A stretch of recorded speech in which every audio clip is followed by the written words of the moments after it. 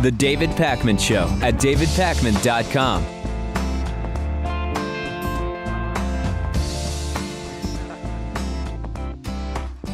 Kentucky Republican Libertarian Senator Rand Paul is continuing to fearmonger around Ebola.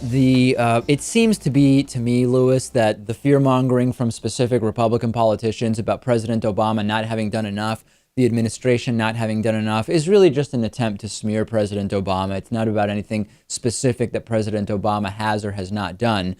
Rand Paul saying that the White House is not taking the threat seriously enough, although there is no doubt at all in my mind that if George W. Bush were the president and had done the exact same thing, deferring to states when it comes to certain issues about Ebola containment, appointing someone to head up this Ebola czar, these same Republicans, I think, would be saying absolutely nothing critical at all. Probably not. And I don't know why the fear-mongering is still happening. It seems that we have contained this, and it doesn't seem to be an issue at the moment. But I guess, the election's coming up, and you just got to throw a little bit extra in there to make the Democrats look bad. Yeah, apparently so. Rand Paul was campaigning in New Hampshire, and he told the Concord News Radio that President Barack Obama, quote, has tried to downplay the transmissibility of Ebola. Quote, this is an incredibly contagious disease. People in full gloves and gowns are getting it. So really, they need to be honest. This is a very transmissible disease. It's an incredibly contagious disease that still has infected only 2 people on U.S. soil. Only 1 person has died of Ebola in the U.S., and they contracted it in a different country altogether. And this is despite the fact that these individuals have come into contact with, certainly dozens, in some cases thousands of people, hundreds rather. And we still are seeing very limited transmission here. So statistically, Ebola patients are infecting, albeit a very small sample size so far, but Ebola patients are infecting very few people, and those people are almost always healthcare workers. So I think that Rand Paul is just straight up fear-mongering. Do you think he realizes that what he's saying is irrational fear-mongering, or do you think he's just ignorant to the facts? He couldn't possibly be, I would imagine, as a senator. Yeah, you never know. There are some pretty ignorant senators, but I'm assuming that he just wants to. He might not think of it as fear-mongering, but I think he has a goal here. I think he does. And the goal seems to be that of concocting any type of fake or pseudo-scandal whatsoever to throw blame at President Obama for something which he either is not even directly connected to. We'll talk about gas prices later on in the show. Or for something which a Republican president would simply not be criticized for. I've mentioned in past weeks when we talk about Ebola how we really need to be thinking about the flu and how there's this kind of disconnect in terms of the panic around Ebola versus that of the flu, given that the flu is going to kill many, many more people in the United States in the coming months. Henry Miller wrote a very interesting article in Forbes where he says, flu dwarfs Ebola, not only in ease of spread, but also in its potential lethality to large numbers of people. The Spanish flu pandemic of 1918 to 1919 killed more than 500,000 Americans, according to public health authorities at the time. I think that this is just great that we're actually getting coverage of this. Remember, 2 nurses contracted Ebola while caring for an Ebola patient. We have this nurse, Casey Hickox, who was initially mandatorily quarantined upon returning from treating patients in Africa. She still is not showing any symptoms, and she was allowed to go after potentially going the legal challenge direction, was allowed to kind of self-quarantine, and she was recently seen riding a bike. Right-wing media flipped out. But the reality is, flu is going to kill, by every estimation, way more people, Lewis, than Ebola is going to. And still, you see anti-vaccine conspiracists insisting that the flu vaccine is bad, but we should be really scared of Ebola. Yeah, a lot happening around this. And of course, there are people who are more at risk when it comes to the flu than others. If you have, a weak immune system, certainly you are at higher risk, and you should probably consider getting the vaccine. Like I've said before, I don't bother with it. I don't think I need to. But don't let that persuade other people not to. From the article, although we no longer experience flu deaths on the scale of Spanish flu, during a non-pandemic season, on average, the virus still kills thousands each year in this country. You have to remember that when we look at the numbers of flu-associated deaths, remember that there are people who die of something like pneumonia who also had flu-like symptoms that are sometimes included as a flu-related death.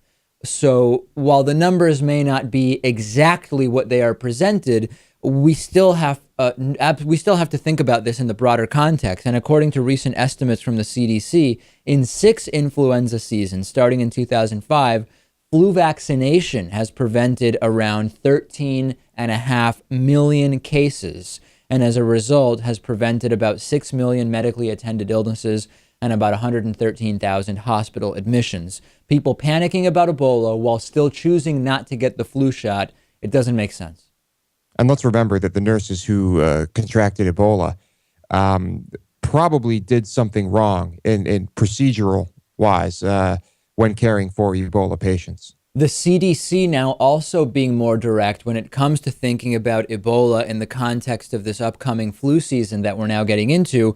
The CDC has put out a document kind of informing people about what are the differences between Ebola symptoms and flu symptoms. And the Oklahoma State Health Department has also been pushing this big time, saying they're getting a ton of calls from Oklahoma residents wondering if they'll catch Ebola simply from being out in public. And the main concern is catching Ebola through patients who are coughing or sneezing. Now, we've talked about that, right? We've said if someone has Ebola and they sneeze, the air droplets, according to the recent statements from the CDC, if immediately breathed in by someone else, that is a transmission of bodily fluids, could infect someone. But the important thing to remember, and this is the confusion that's happening, is that coughing and sneezing are not normal Ebola symptoms. Those are normal flu symptoms, but they are not normal Ebola symptoms. Almost all individuals who are seen coughing or sneezing would have, typically in the worst case scenario, the flu, pneumonia, something like that,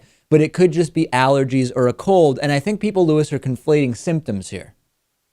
Yeah, when you're worried about Ebola and you see someone who is sick, the first thing you think of is probably Ebola. And I guess that's just a human reaction, but it's going to be important to know the differences here. Remember that the Ebola virus typically begins with extreme fatigue, headache, and fever. Fever is a key symptom. And subsequently, you can see the kind of gastrointestinal symptoms develop further. Those are not, number one, the symptoms for Ebola also develop over a longer period of time, the incubation up to 21 days, typically 8 to 10 days before the symptoms can come on. With the flu, typically within 2 days of contagion, you are showing symptoms, and you show all symptoms very quickly, typically within 24 to 48 hours of the first symptoms. So people need to, in the same way, interestingly enough, in the same way that those working in West Africa are taking prophylactically anti-malaria medication to make sure that there is not confusion there, since those symptoms can mimic those of Ebola, at least initially. We need to remember that the flu symptoms, as we get into this flu season, Lewis, are different than those of Ebola, and the onset also is on a different timeline altogether. And if you see someone with these flu symptoms and you do not want the flu, still perfectly fine to avoid them, but just know that it's probably not Ebola when you see someone sneezing. You might remember that last week during a story about a man allegedly raping a woman's pit bull, the woman coming out and firing a warning shot, Lewis said he recommends the firing of warning shots either into the air or into the ground. And I expressed concern, saying we know that firing warning shots into the air is dangerous. Now, Lewis insisted, and his argument was, if you fire into the air, terminal velocity of a bullet will be low enough that it will not really do any damage to people if it falls back down. Lewis, was that an accurate representation of your claim? Yes, assuming it's a small, we're talking about small arms here. Small caliber bullet. Of course, my suspicions were right. We got a flood of emails and comments after that program went live from people saying, David, this has been explored, this has been tested, this has been debunked. So where was Lewis right? Let's go first with where Lewis was right. It is true, Lewis, that if you fire a bullet, a small bullet, straight into the air. Now, when I say straight into the air, I don't mean generally straight into the air. I mean exactly straight into the air. And the wind does not change its course from being straight into the air to slightly less than straight into the air. Very often, as the bullet comes down, it will tumble instead of falling in an accelerating motion, and it will not fall at a speed at which it could hurt someone. Now, in the real world, we have to remember, if the bullet is not fired at exactly a vertical angle, it will come down at a speed that can hurt people. It can kill people. People are killed every year around the world from celebratory gunfire that was generally fired straight up into the air. And the other thing we have to consider is because of wind, if you fire a bullet, let's say somehow you manage to fire the bullet perfectly straight into the air, if there is wind will knock it off of that perfectly vertical path, thus making it irrelevant that you even were able to miraculously fire this bullet straight into the air. So, Lewis, is there anything you want to clarify or update with regard to your claim? Yes, I did say it was preferable to fire into the ground. Oh, good. But I was asked, during that segment, I was asked if she should be charged with anything. She did fire it into the ground, but I maintain that if you fear for your life and someone's coming at you and you don't really have time to react, if you fire a warning shot into the air, I don't think you should be charged with anything. There are state laws. In some states that is illegal, in some states it isn't illegal. Your opinion, I guess, is that it should be legal in all states if you are under some kind of life-threatening situation, is what you're saying. Yes, that's what I'm saying. But I don't think that's the main issue. People really had an issue with you saying that there's no danger to firing bullets straight into the air, that because of the terminal velocity. I stand corrected. I didn't think there would be firing it straight into the air. But if I guess you're right. People probably will not fire it at that 90-degree angle, and there could be wind. So I stand corrected. But yes, there it is. I was misinformed. I think I watched that Mythbusters, and I guess it's been a while. All right, Lewis stands corrected, ladies and gentlemen. Please stop the barrage of emails. Lewis stands corrected. He does not advocate doing this, recognizing that it is dangerous. Twitter.com/dpacman. Follow me. Back after this. The David Pakman Show at davidpakman.com.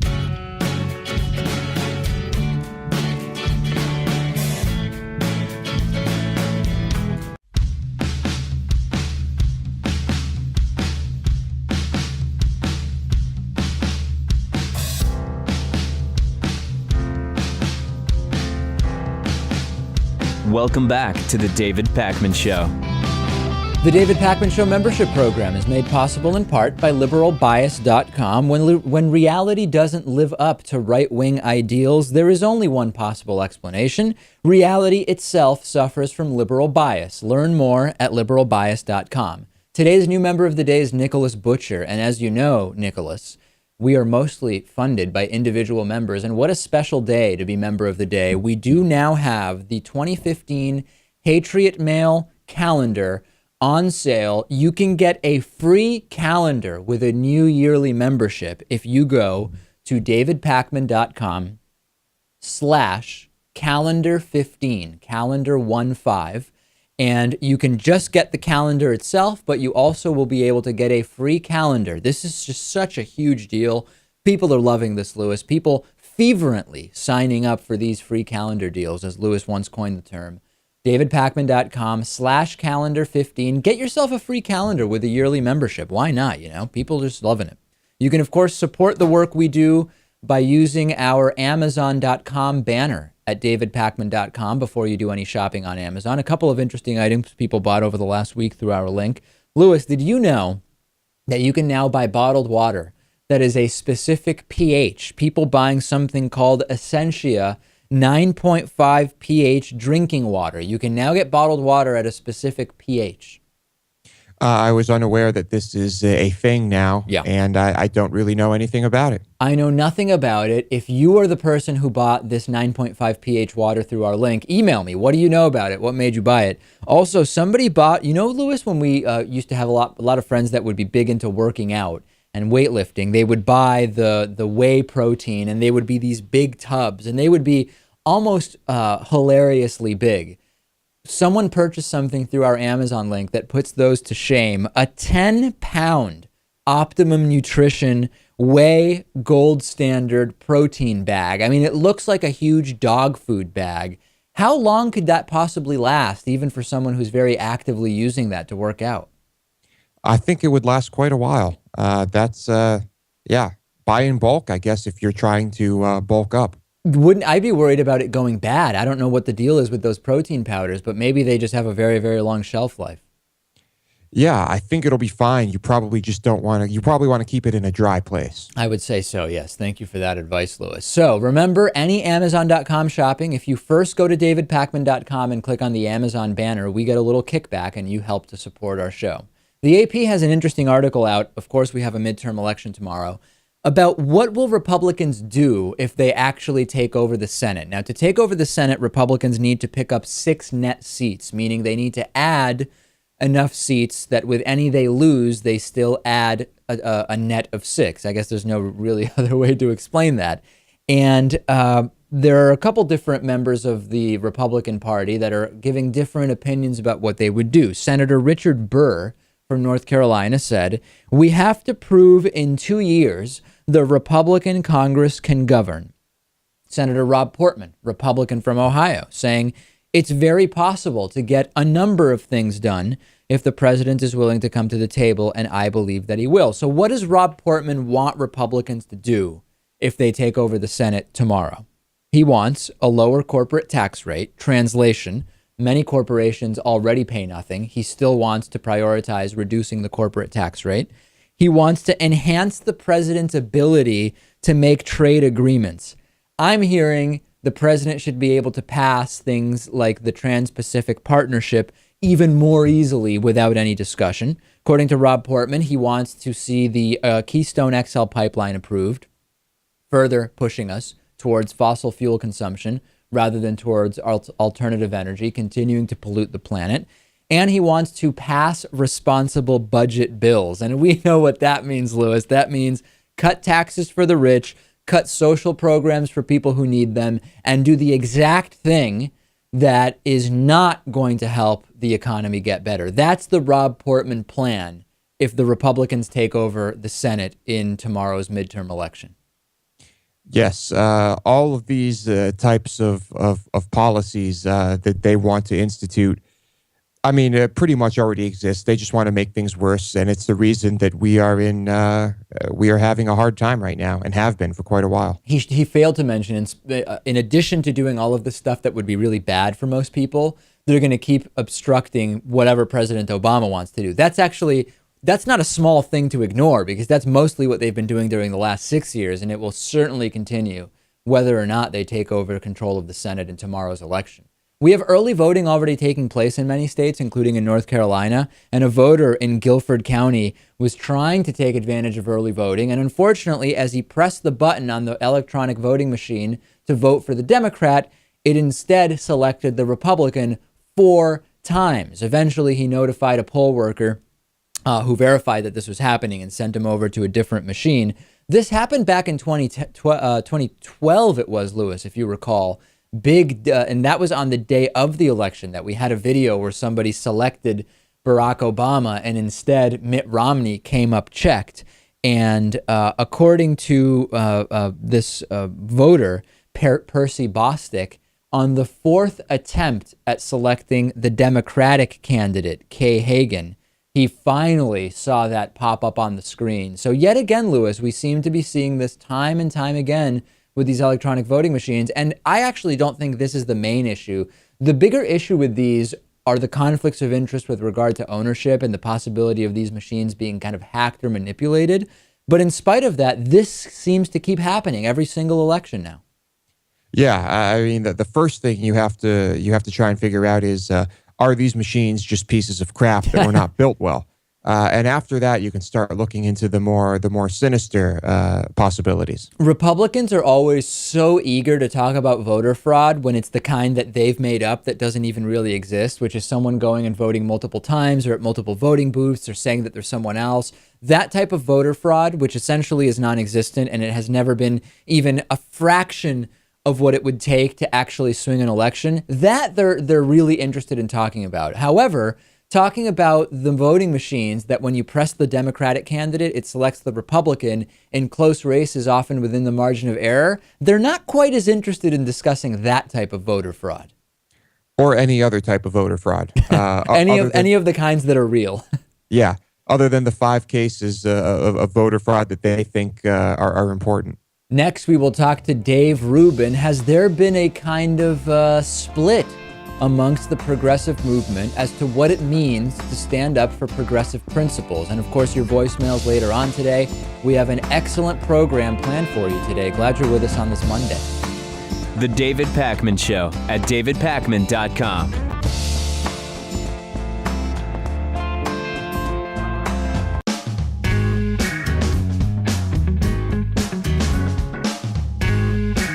Welcome back to the David Pakman Show.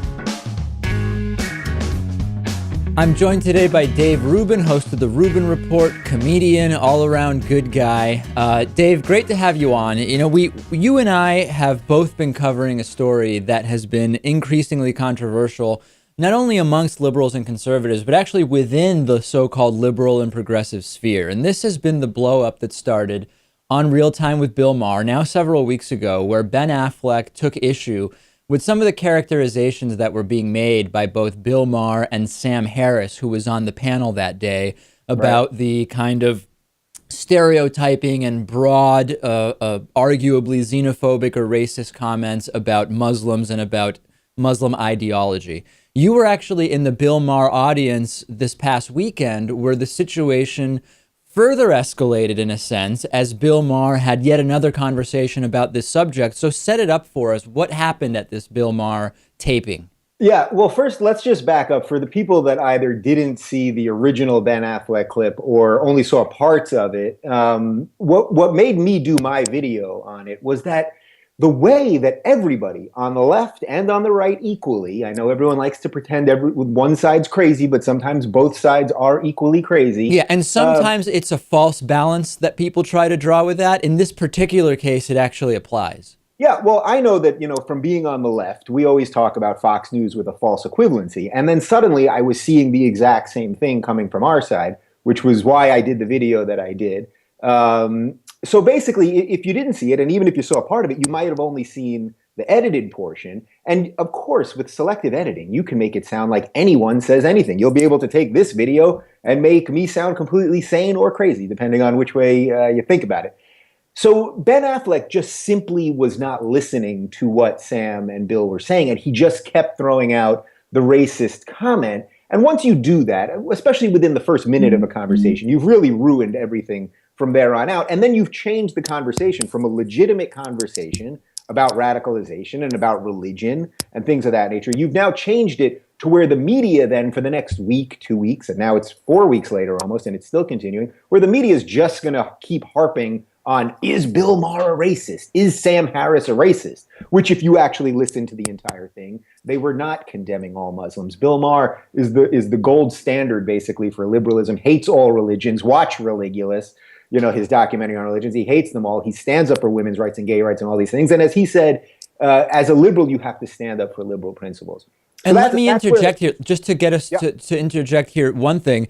I'm not one of these people who thinks that Bill Maher is just great and right about everything he says. I've seen him say crazy stuff. If you look up what he said about aspirin years ago when interviewed by Larry King, it's insanity. So we can also, I think it's important as progressives, not to appoint someone right on all issues necessarily. Of course. And when I say, the gold standard or whatever it is, it's just that he's out on the forefront, especially when it comes to the religious things and religious tolerance and racial tolerance and all of that. He is on the forefront of that and getting our military out of all these places that they're all over the place. So the idea that the left was somehow framing him as this neocon who wants to spread Christian values is just bonkers. But of course, I don't agree with anyone on everything. I don't even agree with myself on everything. So yes, and he's also said some interesting things about some science-related things to, a whole slew of things. Nobody's perfect, for sure. I'm not a scientist. I often bring on scientists onto my show to clean up the mess that I've created. But my point is that the conversation totally shifted from a legitimate conversation to something that it simply wasn't. And then it continued into this week. And I was in the audience this week. So yeah. So tell us about what's the new piece of the conversation now as of the Friday program. So the new piece is, so UC Berkeley wanted to have Bill as their commencement speaker for their December graduation in a couple weeks. And about 2,000 students went on change.org and they wanted to ban him from coming because of his racist, bigoted views. And again, I think we've already made my feelings on that part clear. Yeah. Now, of course, this is the 50th anniversary of the big free speech movement at Berkeley. So, the irony is off the charts. And they wanted to ban him. Now, it turned out that the university, as of the day of the taping of Real Time, which was Friday, the university announced that they're not going to ban him. They are going to let him do it. And then he had a journalist on, and I can't even, Ruma, is her name Ruma? Rula. And she basically, so Bill brought it up, he said his piece and was ready to move on. He just wanted to get past it. He was saying, I will come and speak. It's not going to be about this topic. I'm going to try to give you a little wisdom that I have attained over the years of my life. And then she jumped in and continually, attacking him for all his views. Again, she didn't say the word racist, but it's all implied there, and started using some false equivalency with if someone was saying this about Jews or about black people. There's also the interesting thing that, Islam is not a race. It's a religion. So all the words get all crossed up. And I think, Dave, I think that this is where, for all the parts about what Bill Maher has said that I agree with, I think the biggest fault about how Bill Maher has been addressing this issue, both in the controversial segment with Sam Harris and in this most recent one with Rula, is that he's not really contextualizing the issue of Islam in terms of culture, ethnicity, and religion. And of course, there are numerous ethnicities that predominantly practice Islam. Historically, the kind of people of Islam were much more united politically. That fell apart later beyond the Ottoman Empire. And there is much more to this than this kind of hypothetical Muslim ideology. So I think that's the biggest criticism I have of how he's been dealing with this. Right. And I completely agree with that. And, it's interesting because what you just said there, that's a pretty heavy statement that would have to be really fleshed out. And this is what the media has become terrible about. You get 5-minute segments to bang all this stuff out, and there's a lot of subtext and there's a lot of nuance to what you just said. And also, listen, I'm Jewish, so I understand that people are viewed in different ways. For example, I play basketball with a group of guys on Sundays, including some of my TYT people, Cenk Uygur, who is formerly Muslim, but he's Turkish, Sibo, who is Korean. And when we're talking about, we'll be joking, the Turk and the Korean guy and the Jew. So I understand that Jews, it's partly ethnic, and you know what I mean? Like it's a big mess. Yeah. But I think you have to take the breadth of work of what someone does to say whether they're racist or not. But anyway, the point is he brings her on the show to say, I want to end this thing. I want to, try to make a better conversation about this. She then goes on about how he shouldn't be allowed to speak, basically calling him a racist again. And then, it's showing how, she kept saying how, there's no chance for a rebuttal. But that's not the point of a commencement speech, number one, to have a rebuttal. And also in the public square, sometimes people give speeches and you don't like what they hear. That's what free speech is. You know what I mean? Now, I get this isn't about the First Amendment. So when I've talked about this before, people are immediately, well, this isn't about the government, so it's not about the First Amendment. And that.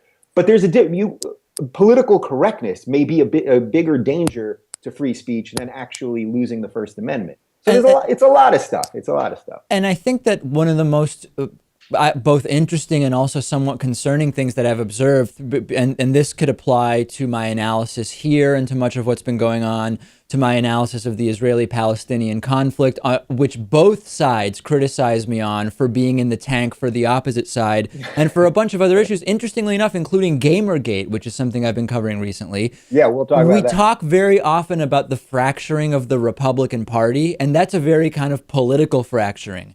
There's an ideological fracturing that I'm increasingly noticing among not the Democratic Party, but amongst progressives. And what does it mean for something to be progressive in terms of its ideology? Yeah, so this is huge. And I've been thinking about this a lot lately, and it's really starting to change some of the underpinnings of what I believe. The left is fracturing a little bit, or I guess the progressive part of the left, so the real, further left, is fracturing a little bit. When this whole Bill Maher thing, the Sam Harris thing came out, and when I saw all these people attacking Bill and then attacking Sam Harris without really understanding what they were saying, what I realized is that, somehow in our world, I suppose, the right is always framed as totally intolerant, and they hate women and they hate minorities and all this stuff that we can say and say and say. And I don't know how much it even means anymore if you just keep saying it. But then what I started seeing is all these people suddenly the left was turning on the atheists.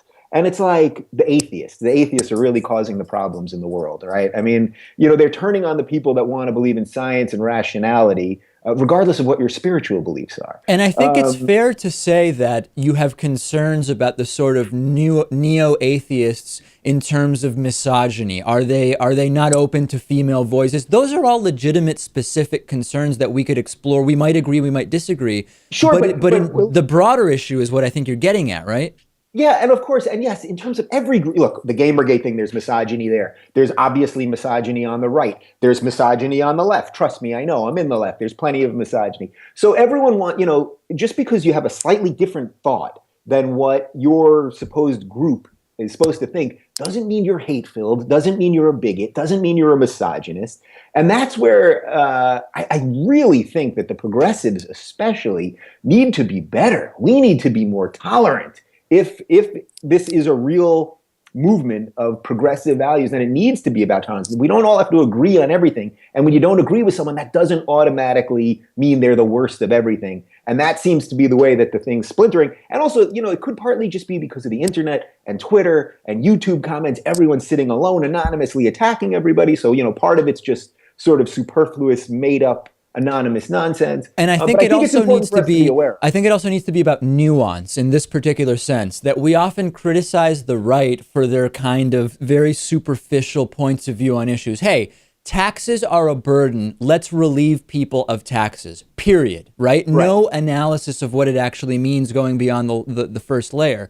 There are times when I see progressives falling into the same knee-jerk superficial reactions where if they did a nuanced analysis, they'd see the progressive cause maybe a little different. Of course. And that's why that was what was so disappointing fundamentally to me about the Bill Maher thing, because there needs to be a second thought. And I think this partly is, and I talk about this on my show a lot, just the social media world we live in. So someone says something, let's say someone tweets something, you immediately tweet a response. And then that seems to be it. And then maybe that little piece then takes off in a new way. But sometimes there's more than just one thought, and we have to let that exist, and we have to let that be. And again, make sure that we don't all agree on everything. It really is okay. And if we become less tolerant, then we're really, really screwed. We've been speaking with Dave Rubin, host of the Rubin Report, comedian. What's the best way for people to find all your material, Dave? Well, it's all up there on the YouTube. I think you know a little something about the YouTube. It's youtube.com/Rubin Report, RUBIN, and I'm on the Twitter. And by the way, Pac-Man, I got to tell you, I watched all your Gamergate stuff, and I was going to do something on Gamergate myself, and I'm still debating it. But after watching you, who is incredibly thorough, and you do your research, and you want to be fair, and I know you don't have a horse in that race, and watching the craziness around Gamergate, I don't know if I'm going to do it because I think you've done the heavy lifting, and maybe I'll just push people to you. Well, yeah, I would advise you to tread lightly and make sure that you research, because I started digging into it and I realized this is not the type of interview that I can prepare for in an hour. I'm not kidding. I read probably 50 articles. I watched, good 30, 40 videos on it. And it's one of these rabbit hole kind of things. And then when it gets to Twitter, talking about Twitter and this, tweet one thing and then 8,000. And then when it gets there, it's like, you don't know what the truth is. Also, this one other thing on this, all these people that are tweeting anonymously. Now, I get it. If you're in Egypt and there's a middle of a revolution and you got to tweet anonymously to say where your location is in Tahrir Square, that's great. But all these people that are here where we are free, that are anonymously tweeting about stuff. Now, I get it also about they're threatening people and all kinds of stuff. So there's terrible stuff too. But this anonymous thing, I think is kind of dangerous. But you did a hell of a job. I'll keep watching you and then decide what I want to do. All right. Thanks, Dave. Pleasure having you on. Yeah. Thank you, Dave. The David Pakman Show at davidpakman.com.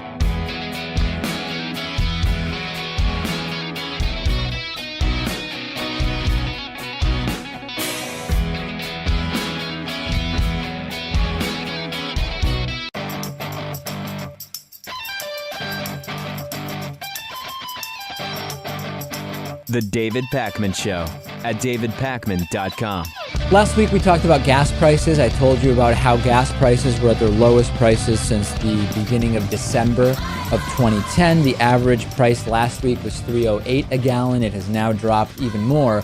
And we mentioned how Republicans and right-wing media did not seem particularly eager to discuss how well gas prices were doing from the point of view of affordability for American consumers, in part because, of course, President Obama was at the helm as these gas prices dropped and dropped and dropped over a period of 4 years. Now, the right wing has started talking about it because they've been able to come up with a way to actually criticize President Obama for the lower gas prices. Fox News host Gretchen Carlson implied that maybe the gas prices were down because they had been manipulated by the administration in order to help Democrats win in tomorrow's midterm election. Here is Gretchen Carlson on the one and only Fox News with her just brilliant hypothesis. The national average for a gallon of regular, $3.01. And across the country, prices are well below the $3 mark. Texas averages $2.81, South Carolina $2.76. Joining us now from our sister network, Fox Business Network's Jolene Kent is here with what's behind this trend. All right, this is good news for everyone out there. What's going on? Well, basically, you see a bigger supply of oil, so crude oil prices are falling because of that. So gas prices fall as well. You have some suppliers getting back into the game. The Libyans are back doing more production. Also, here in the United States, these smaller oil fields are actually producing more than a lot of analysts originally thought. Wow, very interesting. Okay, because the first thing that I thought about was, oh, there must be a connection to the midterm elections next week. Yeah, and you know, a lot of people think that, but talking to the analysts who analyze oil every single day, they say not really the case. I love how the guest said, yeah, lots of people think that, but it's actually not the case. But of course, let's still float it and keep talking about it. Even though, of course, there's no evidence for that. Let's just kind of keep talking about it. Just as a reminder, here's Fox News back in 2008, before the 2008 election, when George W. Bush was president and gas prices were really high, saying in no uncertain terms that there's just nothing that a president can do about gas prices. You know, at this point, it really is tough for this president, I have to be honest with you, because he really does not have any control what's going to happen with the markets and with the economy and with oil prices and supply and demand and gasoline. It really is out of this president's hand. Yeah. Most Americans are getting hammered by high gas prices. Yesterday, oil hit a record high, and politicians cannot do a thing about it. So whenever the barrel of oil goes up, they correspondingly raise all of their prices to make as much money as humanly possible. I say the folks should be angry about that, should be angry, should cut back 10-15% of their buying of all of these people. So there it is, silence as gas prices drop until they have a nice little conspiracy theory, Lewis, that they can concoct to blame President Obama. But they invited the wrong guest on the program in this case.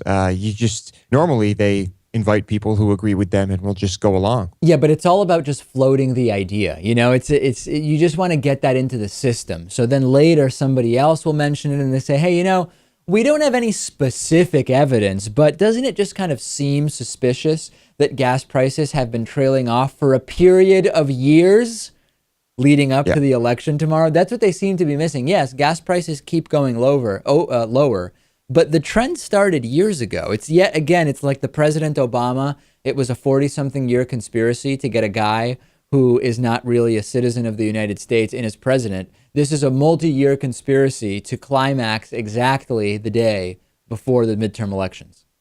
Yeah, or, you know, sometime within the next 2 years, Obama is going to destroy the world because that was the whole part of that 40-year plan. We'll see if that happens. He's really running out of time to do all the things that the right seems to be very fearful that he's going to do. Here's a really, really disturbing story from Camden County High School in North Carolina, where math teacher Cynthia Ramsey was placed temporarily on administrative leave because she allegedly told a student when they were talking about bucket lists. And a bucket list is if someone says, what's on your bucket list? They mean, what do you want to do before you die, right? She said that if she only had 10 days to live, on her bucket list, allegedly, would be to kill all black people. That's Cynthia Ramsey, a math teacher in North Carolina. This was reported by the student who had the conversation to her own parent, and then subsequently confirmed by other students at the school that they heard Cynthia Ramsey say the exact same thing. The Camden County Sheriff told the news station that other students confirmed this, and also that the findings have been passed along to the district attorney to see if any charges will be filed. Lewis, what would the charges be here? I mean, this is, of course, despicable. If it is indeed true, it's been confirmed by multiple students. I think that the punishment needs to be more than a few days of paid leave, but I don't think that there's any charges here.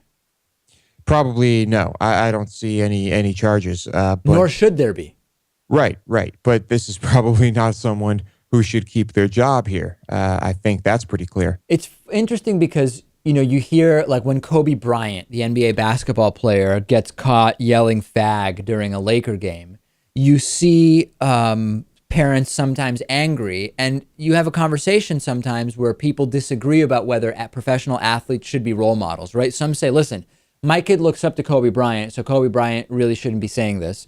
And others say, well, they really shouldn't be thinking of Kobe Bryant as a role model. If they are, that's because of bad parenting, right? There's conflicting views on that. When it comes to teachers, I feel like there's a much stronger case to be made that a teacher should more comfortably be able to be looked at as a role model. And when the teacher says, if I had 10 days to live, I'd love to kill every black person, that seems to be problematic more than just warranting a few days off. I think so. Yeah. I mean, unless this was some type of terrible joke, which I don't think that's the case here. Yeah, probably should just keep this person away from teaching kids. If you had a kid, Lewis, accidentally or otherwise, you love the kid, right? Everything works out fine. Your kid's in school. Your kid comes home and says, the teacher said if she had 10 days to live, she would love to kill all black people. What do? I report that to the principal and the superintendent, and let them handle it, I guess. And if the teacher is given a few days off and then comes back, do you allow your kid to stay in class with that math teacher? Well, then I go to the media, and then this happens and the teacher goes away. But I guess I would just on principle ask to have my kid put in a different class. All right, there's what Lewis would do if that were the case with his kid. If he accidentally had the kid or on purpose or whatever the case may be, I think his actions would probably be pretty similar. What do you think about this? We have a voicemail number. It's 219-2-DAVID-P. You can call anytime. Here's one voicemail we received. I just got finished listening to the Patriot Mail from this week, and I noticed the guy that's being all teabagger there, he's got a government job. He works as a prison guard. So I guess he collects his government check. Yeah, no, very good point. Last week we had a kind of a departure from our normal Patriot Mail. We actually had the Patriot himself who had called in and left us a voicemail. And in all of his complaints about liberals and all that stuff, that's right, he did say that he works at a prison. He has a government job. Government shouldn't really be in the business, Lewis, of giving people jobs, should it? Well, it's not necessarily true that it's a government job. It could be a private prison. That's true. We didn't actually consider that. It could have been a private prison, but still heavily funded by government contracts, even in that circumstance. Yes, true. I think either way, there's government money coming in there. On today's bonus show, hosted by producer Louis Motamedi, we will talk about a Frenchman dying after taking 56 shots. Are those shots of alcohol, or was he shot with a firearm 56 times? Louis will tell us. Also, a black cat adoption ban. This is an odd story. And a small and affordable 3D printer. It's been a little while since we talked about 3D printing technology. All of that and more on today's bonus show. You can go to davidpakman.com/membership to get a membership, or get a free 2015 limited edition Patriot Mail calendar with your membership by going to davidpakman.com/calendar15. That's calendar 15. Louis, how many calendars have you bought so far? Let's see, about 500. Louis has 500 calendars he's already purchased. Amazing. You can get one for free at davidpakman.com/calendar15. Talk to you on the bonus show.